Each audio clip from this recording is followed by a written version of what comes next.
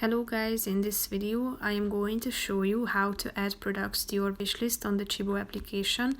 But first I just want to mention, don't forget to subscribe to my channel because at 10,000 subscribers I am going to show you my whole YouTube revenue statistics and growth strategy, how to make money online. Now let's jump into it. First of all, open the application on your phone.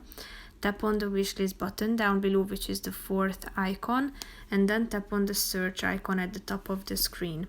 Type in the name of your product that you are looking for into the search bar, and after that you should scroll down and select the product that you want to add to your wishlist. Then scroll down, and below the this add to your shopping cart button you can find this remember product way or option, so click on it and then it will be placed to your wish list. So tap on your wish list down below, and here you can find the items added to this section. If you want to remove it from this list, just simply tap on the delete button and it will be removed from your wish list. So that's pretty much it for this video guys. See you in the next one. Bye bye.